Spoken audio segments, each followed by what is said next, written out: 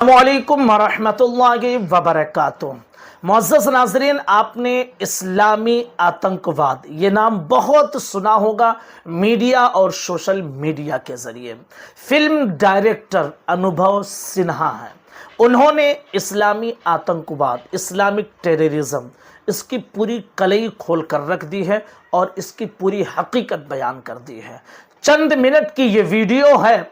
मैं चाहता हूं कि जरूर आप इसे सुने और इस वीडियो को शेयर करें ताकि हकीकत लोगों के सामने आ सके। उसके बाद में हम कुछ बातें आपके सामने जरूर करेंगे। क्या हुआ ना दोस्त, मुसलमानों के साथ क्या हुआ, उनकी एक प्रॉब्लम हो गई। इतिहास में जाएं, मुसलमानों के यहां तेल निकल आया, ये उनका गुनाह है। तो जब वो तेल निकला उधर, तो अमेरिका को वो सारे तेल की मिल्कियत चाहिए थी, तो वो वहां पहुंचे। फिर वहां पे झगड़े शुरू हुए, लोग मरने शुरू हुए, विद्रोह हुआ, लोग मरने लगे। वो सारी खबरों को छुपाने के लिए एक ब्रांड चाहिए था। वो ब्रांड बनाया गया टेररिज्म का, इस्लामिक टेररिज्म का, जो पिछले बहुत सारे 30-40-50 सालों से, 30-40 सालों से वो हमको बेचा गया है टीवी के माध्यम से। टीवी भी देखें तो आप सारे टीवी चैनल्स जो बड़े बड़े कॉरपोरेट हाउसेस के द्वारा ओन्ड हैं, तो जाहिर है वो ऊपर से फरमान आता है। तो वो एक ब्रांड बनाया गया, वो ब्रांड हमको बेचा गया, पुष्ट दर पुष्ट बेचा गया, वो हमने खरीदा है। इसको रिवर्स करने में बहुत टाइम लगेगा। डेली बेसिस पे every individual has to make an effort कि नहीं, मैं इस स्टीरियोटाइप को तोड़ूंगा। अगर आपको एक बात समझ में आ गई, प्लीज आज बोल रहा हूं, मैं बार बार बोलता हूं, ये जो इस्लामिक टेररिज्म है, इसने सबसे ज्यादा मुसलमान मारे हैं। पता है ये बात आपको? सोच के देखिए ना, सबसे ज्यादा हिंसा कहां हो रही है? मिडिल ईस्ट में। वहां कौन रहता है? मुसलमान रहते हैं। तो मुसलमान ही मर रहे हैं, और भी मरते हैं। मोस्टली मुसलमान मुसलमानों को मार रहे हैं, और ये दंगा नहीं हो रहा है। तो इसका मतलब जो हमको बेचा गया है माल कि ये इस्लामिक टेररिज्म है, ये इस्लामिक टेररिज्म नहीं, ये टेररिज्म तो है। क्योंकि इस्लाम में ये तो नहीं लिखा हो सकता ना कि मुसलमानों को मारो, और वो मुसलमानों को मार रहे हैं, तो इस्लामिक तो नहीं रह गया, ये टेररिज्म जरूर है। इन दोनों को जिस दिन अलग करके देख लेंगे, आप अपने पड़ोसी को प्यार करने लगेंगे और उसकी मदद करने लगेंगे, क्योंकि वही बेचारा फंसा हुआ है। मुझे एक टैक्सी वाला चला रहा था, मैंने कहा क्या हुआ, कुछ परेशानी होती है? अनपढ़ बेचारा, कम पढ़ा लिखा, टैक्सी चला रहा था, बिहार का रहने वाला था, दाढ़ी थी उसको। बोला हाँ सर। तो मैंने कहा क्या? बोला अच्छा नहीं लगता सर, शक से देखते हैं। वो नाम जैसे ही बोलते हैं तो ऐसा थोड़ा डाउट से हो जाते हैं लोग। तुम सोचो उस आदमी पे क्या बीतती होगी। यही पैदा हुआ है, यही जलेगा, यही मरेगा, जलेगा तो नहीं, यही इसी मिट्टी में दफन होगा।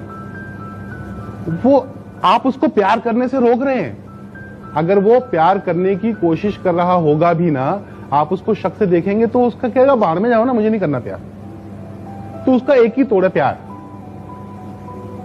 एक आपके पास वक्त हो तो एक छोटी सी कहानी सुनाना चाहता हूं। एक छोटे छोटे भाई बहन दो समंदर से लौट रहे थे, तो सीपें इकट्ठी की थी भाई ने, 9-8 साल की। ये व्हाट्सएप पे आई थी कहानी, ऐसी भी आती है वैसे। तो आ रहे थे, उनके पास पैसे नहीं थे। बहन ने एक दुकान दिखी, उसने बोला कि मुझे चॉकलेट चाहिए, तो भाई बड़े मन से इकट्ठी करके लाया था सीपें वो। तो उसने कहा चल ले आते, उसको समझ ही नहीं थी कि पैसे लगते हैं। तो वो गया, उसने कहा मेरी बहन को चॉकलेट दे दो, तो उसने दे दी बुढ़े आदमी ने। तो उसने सीपें दे दी, बोले मेरे पास सीपें हैं तो ये ले लो।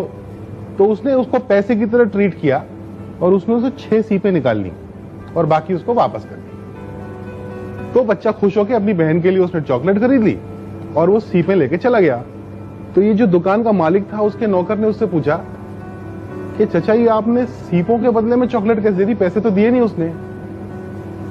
उसने कहा ये बच्चा जिंदगी भर जब ये बड़ा होगा तो इसको पता चलेगा कि उन सीपों से चॉकलेट नहीं आती थी। उसको ये लगेगा कि किसी ने सीपों के बदले इसलिए चॉकलेट दी क्योंकि मैं मेरी बहन को चॉकलेट खरीदना चाहता था। वो गुडनेस में बिलीव करेगा, वो बिलीव करेगा कि मैं एक अच्छे आदमी से मिला था और मुझे भी अच्छा आदमी बनना है। तो अगर हम में से हर आदमी एक आदमी गुडनेस में बिलीव करना शुरू करेगा, it propagates and it will make a difference to the society. So do that.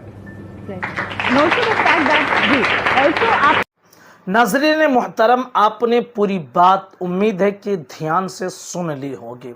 बात बहुत पते की ये कहे हैं और सोशल मीडिया पर इस वक्त ये वीडियो ट्रेंड कर रहा है और यही हक्कानियत भी है।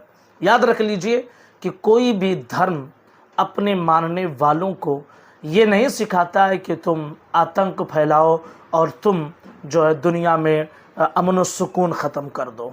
ये तो चंद ऐसे लोग हैं जो साजिश के तहत ये सारे काम अपने फ़ायदे के लिए अंजाम देते हैं और उसमें हम और आप जैसे लोग फंसते नज़र आते हैं और एक दूसरे से हम इस तरह नफ़रत के शिकार हो जाते हैं कि हम भूल जाते हैं कि हम एक ही वतन में रहने वाले हैं, आसपास और पड़ोस में रहने वाले हैं और एक दूसरे से हम इतनी नफ़रत करते हैं कि शायद अगर मौका मिल जाए तो हम एक दूसरे को मरते वक्त पानी भी ना दें।